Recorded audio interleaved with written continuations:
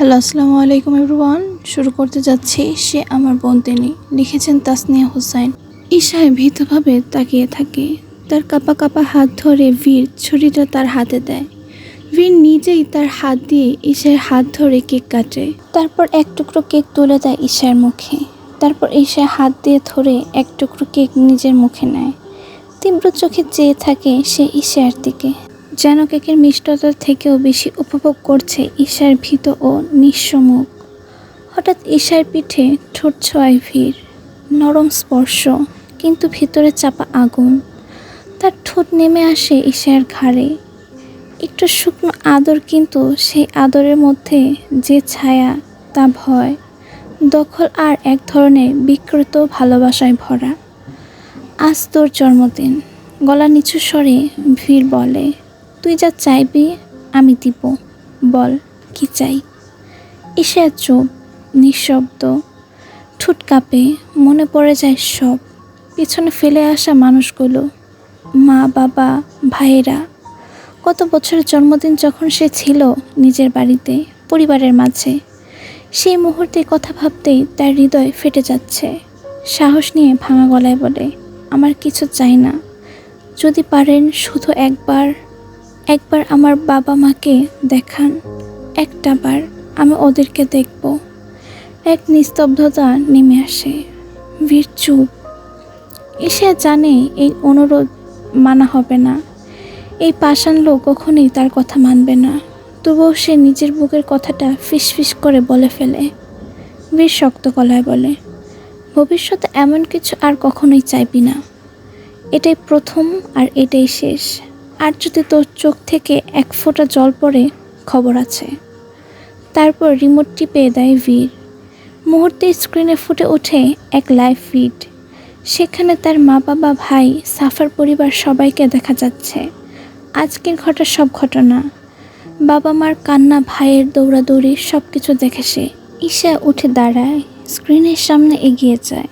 মাকে দেখে, বাবাকে দেখে, ভাইকে দেখে। কান্না ধরে রাখতে পারে না।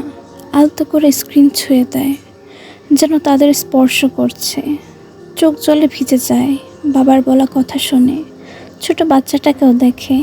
একসাথে সব কিছু মনের মধ্যে ধরে রাখছে, আর যে দেখা হবে না। কিছুক্ষণ পর বীর রিমোট দিয়ে স্ক্রিন অফ করে দেয়। তারপর চিরবিরিয়ে বলে, কান্না থামা। তোর এই নাটক আমার পছন্দ না। এসব মেলোড্রামা ভালো লাগে না আমার। খানিকটা চিবিয়েই বলে বীর, কারোর জন্য যদি তোর চোখ থেকে এক ফোঁটা পানি পড়ে, তাহলে তাকে আমি দুনিয়া থেকে পাঠিয়ে দিব। কঠিন স্বরে বলে বীর। ঈশা নিজের কান্না চেপে রাখার চেষ্টা করে, নিজেকে সামলায়। সে কারোর ক্ষতি চায় না। অনেকক্ষণ পর বীর বলে, তোমার জন্য আরও একটা সারপ্রাইজ আছে। ঈশা অবাক চোখে তাকায় তার দিকে। এই লোক একবার তুই, আবার একবার তুমি করে ডাকে। কখনো দখলদারি, কখনো কোমলতা। এই দ্বৈত আচরণে ঈশাকে আরও বেশি অস্থির করে তোলে। বীর ফোন থেকে একজন গার্ডকে কিছু নির্দেশ দেয়। কিছুক্ষণ পর দরজা খুলে একজন গার্ড ঢুকে পড়ে। হাতে একটি বিশাল গোল রঙিন বাস্কেট। গার্ড বাস্কেটটা নামিয়ে রেখে কভার খুলতেই একটা সাদা পার্সিয়ান বিড়াল চোখ মেলে তাকায়। তুষারের মতো সাদা লোম, হালকা গোলাপি নাক, আর একজোড়া সবুজাভ হালকা নীল চোখ যেন জ্যোৎস্নায় ঝলমল করে। চোখে এক ধরনের শান্ত দৃষ্টি। এটা আমার। ঈশা হঠাৎ উচ্ছ্বাসিত গলায় বলে ওঠে। বীর তাকিয়ে দেখে, এই প্রথম ঈশার গলার সুর এতটা জীবন্ত। সে বিড়ালটা দেখে এমনভাবে কথা বলছে, যেন এতদিনের বন্দিত্ব, কষ্ট, কান্না ভুলে গেছে। বীর ঠান্ডা কণ্ঠে বলে, তোমার। আমি ওকে নিজের কাছে রাখতে পারবো? ঈশার গলায় একটা শিশুতোষ আকুতি। পারবে। এই আনন্দে ঈশা এক মুহূর্তে ভুলে যায় সে কার সাথে কথা বলছে। সে বিড়ালের দিকে এগিয়ে যেতে নেয়, কিন্তু বীর হঠাৎ তার বাহু ধরে হ্যাঁচকা টানে তাকে নিজের দিকে টেনে আনে। ঈশা বীরের বুকে ধাক্কা খায়। বীর ঈশার দিকে ঝুঁকে তার ঠোঁটে গভীরভাবে চুমো আঁকে। ঠোঁটের ভাঁজে তীব্র কামনা নিয়ে প্রবেশ করে। এক হাত চলে যায় ঈশার শাড়ির নিচে, নগ্ন উন্মুক্ত ত্বকে। ঠোঁটের চুমু আরো গভীর হয়, গাঢ় হয়। বীরের বেসামাল আচরণ সামলাতে ঈশা দিশেহারা। তারপরে আচমকাই ঠোঁটে কামড় বসায় বীর। ব্যথায় ঈশা বীরের গলার খামচে ধরে, শ্বাস আটকে আসে তার।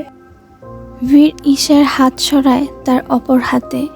মিনিট 5 পর বীর ধীরে ধীরে দূরে সরে আসে, ঠোঁটে এক প্রকার পৈশাচিক তৃপ্তি।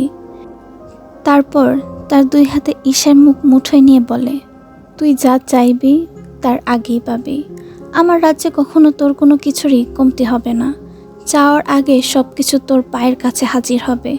কিন্তু আমার একটাই কথা, আমার বাধ্য হয়ে চলতে হবে আজীবন। তাহলেই তুই হবি আমার রাজ্যের রানী। আর আমার কথা অমান্য করলে কি হয় জানিসই তো ভালো করে। আর একটা কথা মনে রাখিস, চোখে আগুন নিয়ে বলে বীর, নিকোর সাথে বেয়াদবি করলে আমি সহ্য করব না। সেদিন যেটা হয়েছে, এটা যদি ভবিষ্যতে আর কোনোদিনও রিপিট হয় তাহলে এর পরিণতি খুব ভয়ঙ্কর হবে। তুই আমার। তোর চোখ, তোর মুখ, তোর হাসি, তোর সব কিছুর ওপর আমার অধিকার। স্বাধীনতা দিচ্ছি, ফ্রিডম পাচ্ছিস, কিন্তু আমাকে ঠকালে আমাকে কঠোর হতে বাধ্য করিস না। একটু থেমে বলে, আমাকে যেতে হবে, কখন ফিরবো জানি না, বাই, টেক কেয়ার। এই বলে বীর বেরিয়ে যায়। দরজা বন্ধ হয়। ঈশা স্তব্ধ হয়ে দাঁড়িয়ে থাকে। তার কথাগুলো মাথায় গেঁথে গেছে। সে কাঁপা কাঁপা হাতে সেই ছোট্ট বিড়ালটাকে কোলে তুলে নেয়, তাকে জড়িয়ে ধরে চোখ বন্ধ করে ফেলে। তবু যেন কিছুটা শান্তি মেলে এই প্রাণীটাকে ছুঁয়ে। এভাবেই চলতে থাকে। বীর আবারও ডুবে যায় নিজের চেনা জগতের অস্ত্র, রক্ত আর ষড়যন্ত্রে মোড়া সে অন্ধকার দুনিয়ায়। ঈশাকে ঘিরে তার পাগলামি থেমে নেই, কিন্তু পাশাপাশি সে ব্যস্ত হয়ে পড়ে তার পরবর্তী মিশনের প্রস্তুতিতে। এই মিশন আগের যে কোনো সময়ের চেয়েও বেশি বিপজ্জনক। তার পরবর্তী টার্গেট এক শক্তিশালী আন্তর্জাতিক অপরাধ চক্র, যাদের শিকড় ছড়িয়ে আছে আফ্রিকার এক অজানা দেশে। বীর জানে এই যুদ্ধে ভুলের জায়গা নেই। তাই এখন তার প্রতিটি মুহূর্তই পরিকল্পনা, প্রস্তুতি আর নিষ্ঠুর সিদ্ধান্তে পূর্ণ। বাংলাদেশ। রোদ্দুর ছিল চড়া, আকাশে ছিল নির্মেঘ। শহরের ব্যস্ত রাস্তাগুলোতে প্রতিদিনকার মতোই চলছিল জীবন। এই দুপুরে আদ্রিয়ান তার অফিসের কাজ একটি গুরুত্বপূর্ণ মিটিং শেষ করছিল। অফিসের পাশে একটি প্রজেক্ট সাইট পরিদর্শনে যাওয়ার জন্য সে বের হয়। গাড়ি একটি মোড়ে পৌঁছাতেই হঠাৎ করে থেমে যায় সামনে জ্যাম থাকার কারণে। অনেক গাড়ি একসাথে আটকে গেছে, হর্ন বাজছে একটানা। ড্রাইভার একটু এগিয়ে গিয়ে বলল, স্যার, সামনে কিছু একটা সমস্যা হয়েছে মনে হচ্ছে, লোকজন জটলা করেছে। আদ্রিয়ান জানালার দিকে তাকিয়ে কিছু বুঝে উঠতে পারছিল না। খানিকটা বিরক্ত হয়ে দরজা খুলে গাড়ি থেকে নেমে আসে। গরমে তার কপালে ঘাম জমে উঠেছে। রাস্তার একপাশে গিয়ে দাঁড়াতেই তার চোখ আটকে যায় কিছু একটার দূরে। সে যাকে দেখে, তাকে দেখার পর তার মুখে বিস্ময়ের ছাপ খেলে যায়। রাহি। কিন্তু শুধু রাহি না, সে আরও কয়েকজন ছেলের সঙ্গে রীতিমতো তর্কে জড়িয়ে পড়েছে। কণ্ঠচড়া, চোখে রাগ। রাহির ফ্রেন্ডরা তাকে আটকানোর চেষ্টা করছে, কিন্তু রাহি থামার নাম নেই। আদ্রিয়ান এগিয়ে এসে কাহিনীকে বোঝার চেষ্টা করে। কিছু ছেলে তাকে কিছু আপত্তিকর কথা বলছিল। এটা নিয়ে ঝামেলা শুরু। রাহি প্রতিবাদ করে, মুখের ওপর কথা শুনিয়েছে, এমনকি গালাগালও করে। এই নিয়ে মানুষ জড়ো হয়ে যায় রাস্তায়। চারপাশে ভিড় বাড়ছে, মানুষ দাঁড়িয়ে দেখছে, কিছু মোবাইলে তুলছে। আদ্রিয়ানের গলার নিচে কেমন একটা কাঁটা বিঁধে যায়। এই দৃশ্য দেখে তার সাফার কথা মনে পড়ে যায়। সাফা, সেও ঠিক এমনই ছিল। অন্যায় দেখলে এক চুল পিছিয়ে আসতো না, প্রতিবাদ করতো বুক ঠুকে, কারো ভয় পেত না। আর সে সাহসটাই, সেই প্রতিবাদ করাটাই আজ তাকে পৃথিবী থেকে ছিটকে নিয়ে গেছে। তার চোখ দুটো নিমিষেই ভার হয়ে ওঠে। হঠাৎ একটা তীব্র বিতৃষ্ণা ভর করে ভেতরটায়। শুধু সাফা না, তার ছোট বোনকেও সে হারিয়ে ফেলেছে। সাফার এই অতিরিক্ত সাহসিকতার কারণেই সে সব কিছু হারিয়েছে। না হলে আজকে তাদের জীবনটা কত সুন্দর হতো। তার একটা সাজানো গোছানো সংসার থাকতো, তার ছোট বোনও তাদের কাছে থাকতো। বাবা মার এই কষ্ট সে আর চোখে দেখতে পারে না। এসব কিছু মনে হতেই আদ্রিয়ান রাগে ফেটে পড়ে, দ্রুত এগিয়ে যায় রাহির দিকে। জড়ো হয়ে থাকা মানুষদের সরিয়ে দিয়ে রাহিকে জোরে ধমক দেয়, আর এই ছেলেগুলোকে সাবধান করে, পুলিশের ভয় দেখায়। রাহিকে বলে গাড়িতে উঠতে। রাহি তো অবাক। এইদিকে ঝগড়া, অন্যদিকে হঠাৎ আদ্রিয়ানের উপস্থিতি। তার রাগ সবকিছু মিলে মুহূর্তটা বিভ্রান্তিকর হয়ে দাঁড়ায়। চোখ বড় বড় করে তাকিয়ে থাকে আদ্রিয়ানের দিকে। চল, আদ্রিয়ান কড়া গলায় হুকুম দেয়। রাহি একটু ইতস্তত করে যেন কিছু বলতে যাবে, কিন্তু আদ্রিয়ানের চোখের ভাষা তাকে থামিয়ে দেয়। বুঝে যায় এখন কিছু বললে হিতে বিপরীত হবে। চুপচাপ গাড়িতে উঠে পড়ে রাহি। গাড়ি এসে থামে বাড়ির সামনের গেটে। আদ্রিয়ান চুপচাপ নেমে যায়, একবার পিছনে তাকায় না। রাহি পেছনে পেছনে ঢুকে পড়ে। এই সময় আবির বাড়িতেই ছিল। অ্যাক্সিডেন্টের পর থেকে সে বেশিরভাগ কাজ বাসা থেকেই সামলায়। সাইমা বেগম সোফায় বসেছিলেন, এক কাপ চা হাতে। রাহিকে এভাবে হঠাৎ দেখে চমকে ওঠেন। এই সময় তোর তো এখন কোচিংয়ে থাকার কথা, সাইমা বেগম বলে। আদ্রিয়ান তার কথা না শুনেই সরাসরি বলে ওঠে, ওকে বুঝিয়ে দাও, যদি ওই এই বাড়িতে থাকতে চায় তাহলে ভদ্রভাবে থাকতে শিখুক। রাস্তার মধ্যে দাঁড়িয়ে ছেলেদের সঙ্গে ঝগড়া করা, চিৎকার করা, এসব বরদাস্ত করব না আমি। সাইমা বেগম অবাক হয়ে তাকান রাহির দিকে। আবির একটু বিরক্ত হয়ে বলে ওঠে, তুই এমন করে বলছিস কেন? কি হয়েছে? চিৎকারের আওয়াজ শুনে জান্নাত কোলে ছোট ছেলেকে নিয়ে ঘর থেকে বেরিয়ে আসে। আদ্রিয়ান এবার আর থামে না। আমার বাড়িতে থাকতে হলে এইসব ছাড়তে হবে। একজনের অতিরিক্ত সাহসের কারণে আমি শুধু তাকে না, আমার ছোট বোনকেও হারিয়েছি। আমি আর কাউকে হারাতে চাই না। আর কারোর জন্য আমার পরিবারের ক্ষতি হলে আমি তাকে ছেড়ে দেব না। আদ্রিয়ানের গলা কাঁপে, চোখ লাল হয়ে ওঠে, আর কিছু না বলে হাঁটতে থাকে রুমের দিকে। সেই মুহূর্তে সাইমা বেগম বলে ওঠেন, তাহলে তোর মনে আছে তুই তোর বোনকেও হারিয়েছিস? আমি তো ভেবেছিলাম তুই ভুলেই গেছিস, একজনের শোকেই পাগল হয়ে ঘুরছিস। তোর চোখে আজও যদি সেই কষ্টের ছায়া থাকে, তাহলে একটু হলেও বুঝতে শেখ তোর কাছের মানুষগুলোর কষ্ট। সাফাকে ভুলে নিজের ভবিষ্যতের কথা ভাব। এভাবে জীবন চলে না। প্রত্যেকটা মানুষকে সব কিছু বলে জীবনে আগে বাড়তে হয়। জীবন কারোর জন্য থামে না। আমাদেরও তো দায়মুক্ত করা উচিত তোর। আদ্রিয়ান তার কোনো উত্তর দেয় না। সে তার রুমে চলে যায়। পেছনে রাহির চোখে জমে ওঠে এক চিলতে বিস্ময় আর ভয়। এই প্রথমবারের মতো সে বুঝতে পেরেছে আদ্রিয়ানের এই রাগের পেছনে কতটা গভীর ক্ষত লুকিয়ে আছে। 6 মাস কেটে গেছে। এই 6 মাসে বদলে গেছে অনেক কিছু। মেক্সিকোর আকাশ, বীরের সাম্রাজ্যের নিয়ম, মানুষের মুখ, ক্ষমতার মাত্রা। শুধু একটা জীবন বদলায়নি ঈশার, তাকে ঘিরে পৃথিবী থেমে গেছে। শুধু সময় তার উপর দিয়ে রোলের চাকার মতো বয়ে গেছে। কিন্তু সে এখন আর আগের মতো নয়। সে এখন বীর আলবারেজের বন্দি রানী, একটি খাঁচার পাখি যে মুক্তির আশা না করে খাঁচায় তার নিজের টানা সাজায়। শুরুতে সে দম বন্ধ হয়ে আসা নিঃশ্বাসে প্রতিদিন কেঁদে কেঁদে বাঁচত, কিন্তু ধীরে ধীরে সে শিখে নিয়েছে কান্নায় কিছু বদলায় না। আর বীরের মতো মানুষের সামনে কান্না দুর্বলতা, আর দুর্বলতা মানেই শাস্তি। সে এখন চুপ থাকে, নিজেকে গুটিয়ে নেয়। সারাদিন তার একমাত্র সঙ্গী হয়ে থাকে তার ছোট্ট সাদা বিড়ালটা। বীর নিজেই ওটা এনে দিয়েছে। দিন কেটে যায় বিড়ালটার সাথে খেলা করে, বই পড়ে, জানালার কাছে দাঁড়িয়ে দূরে আকাশ দেখে। কিন্তু রাত হলো তার সবচেয়ে ভয়ঙ্কর শত্রু। কারণ রাত হলো ভিড়ের সময়, দখলদারিত্বের সময়।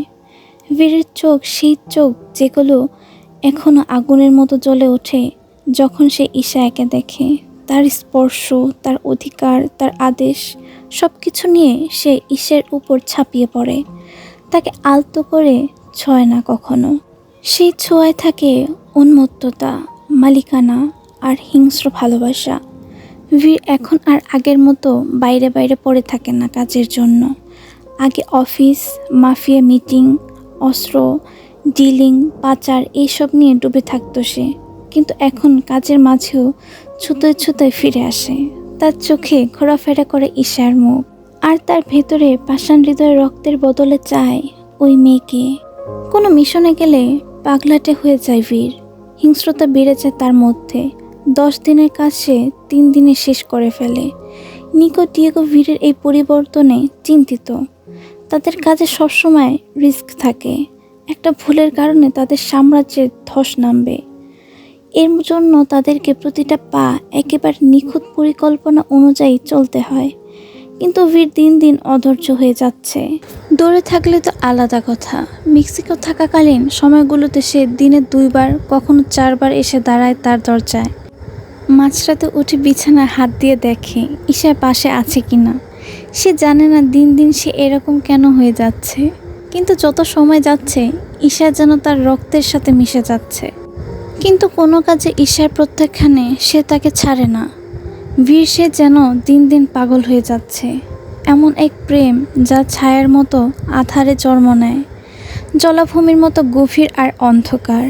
আর ঈশায়া, সে এখন বুঝে গেছে পালানোর উপায় নেই, চিৎকার করে লাভ নেই। বীর তার সমস্ত নিঃশ্বাসে, সমস্ত গন্ধে, সমস্ত জোয়ারে ঢুকে গেছে। তবু সে নিজেকে সামলে নিয়েছে। সে জানে দুর্বল হলে বীর তার মনটাও দখল করে ফেলবে।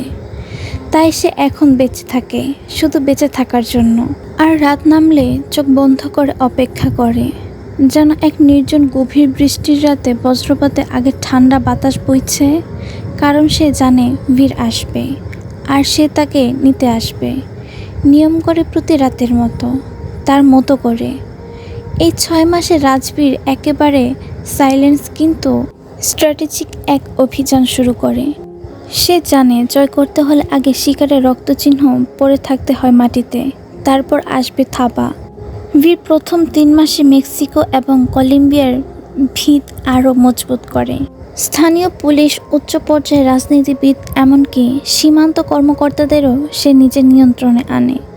আগে শুধু মাফিয়া ছিল, এখন সিস্টেমের ভিতরেও ঢুকে পড়ে। তার গোপন সংস্থা তৈরি হয় এই সময়ে শুধু বিশ্বস্ত, প্রশিক্ষিত, নীরব ঘাতকদের নিয়ে।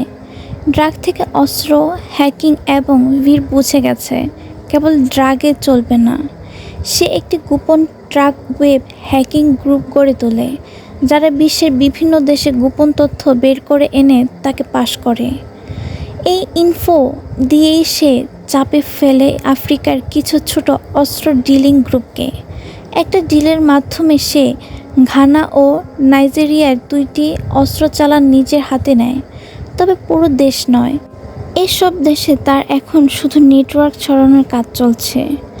4র্থ ও 5ম মাসে সে টার্গেট করে পানামা ও হন্ডুরাস। এগুলো দক্ষিণ আমেরিকার ড্রাগ ট্রানজিট হিসেবে খুব গুরুত্বপূর্ণ। বীর এখানে কাউকে খুন করে দখল নেয় না, বরং ডলার ঢেলে দেয়। ডিল করে তার ড্রাগ যাবে, লাভ তাদেরও হবে, তবে মূল নিয়ন্ত্রণ থাকবে তার হাতে। এর মাঝে একজন খ্যাতিমান সাংবাদিক মেক্সিকোতে বীরের বিরুদ্ধে প্রমাণ জোগাড় করছিল। সে হঠাৎ একদিন নিখোঁজ হয়ে যায়, মিডিয়া স্তব্ধ।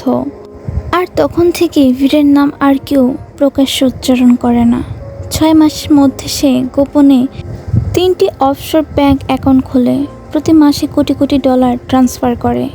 সুইজারল্যান্ড তার নিজের নামে নয়, 3টি ভুয়া কোম্পানির নামে রেজিস্টার্ড হয় নতুন ইনভেস্টমেন্ট ফার্ম। এটাই তবে পরবর্তী ধাপে তার লিগ্যাল ফ্রন্ট। আর দুবাই ও হংকং সে এক একটা ছোট ব্যবসা শুরু করে, যা মূলত মানি লন্ডারিং কভার হিসেবে ব্যবহৃত হয়। অন্ধকার রাতের মতোই তার উপস্থিতি নীরব কিন্তু কাঁপন ধরানো। রাজবীর আলভারেজ, একটা নাম না, ভয়ঙ্কর এক ছায়া।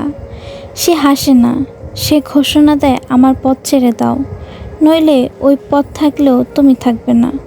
মেক্সিকো, কলম্বিয়া, পানামা, হন্ডুরাস, চারদিকে তার শাসন। অফিসের কাছের ঘর থেকে গুলির শব্দ ভেসে আসে। সাংবাদিক, নিখোঁজ হয় নেতা। বন্দরে কেউ চোখ তুলে তাকায় না, কারণ সবাই জানে বীর যা চায় সেটাই নিয়ম। সে কারোর সঙ্গে যুদ্ধ করে না, সেই যুদ্ধ। সিস্টেমের ভিতরে তার শিকড়, বাইরে সে হিংস্র, ভিতরে ঠান্ডা বিষ। 6 মাসে 9টা দেশের নেটওয়ার্ক তার হাতে।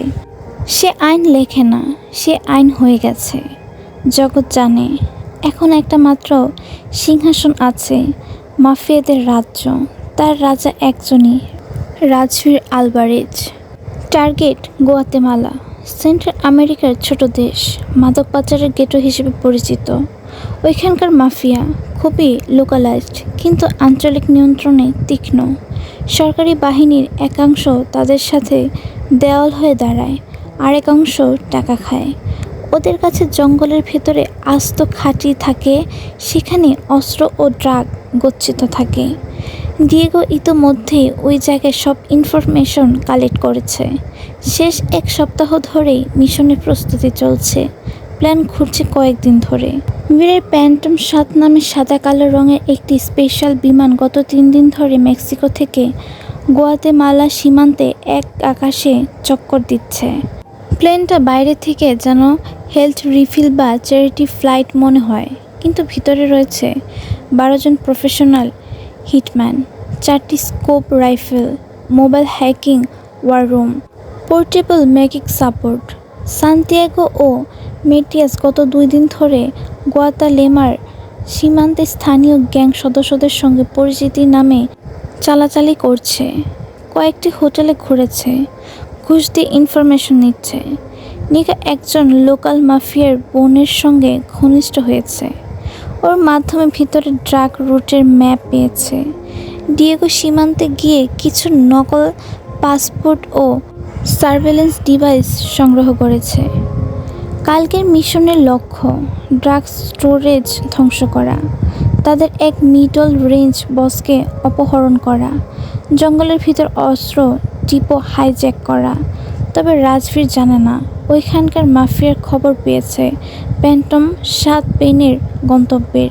ওরা নিজেদের অস্ত্র নিয়ে রেডি, অপেক্ষা করছে জঙ্গলের এক গোপন আউটপোস্টে পাল্টা আক্রমণের জন্য। এই মিশন বীরের জন্য কি আনবে? মেক্সিকোর গুয়াদালাহারার রাত ছিল রহস্যময় নীরবতার চাদরে ঢাকা। বিশাল জানালার বাইরে চাদরে আলো পড়ছিল, ঠান্ডা বাতাসে পর্দাগুলো ধীরে ধীরে নড়ছে।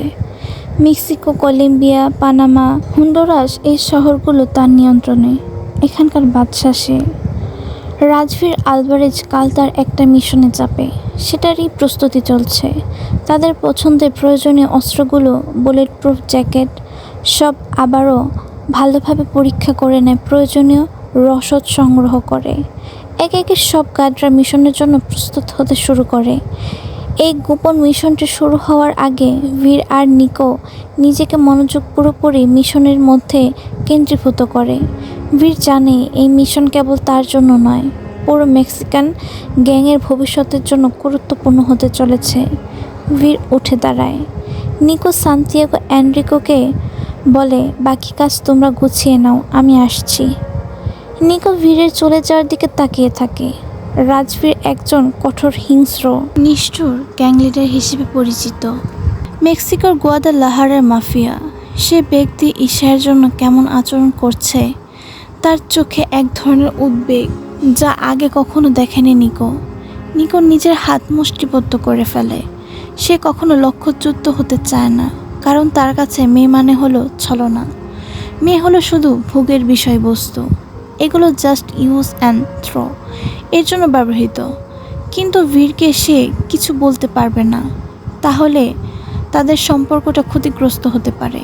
আজ বীরের জন্যই সে এই অবস্থায় আছে।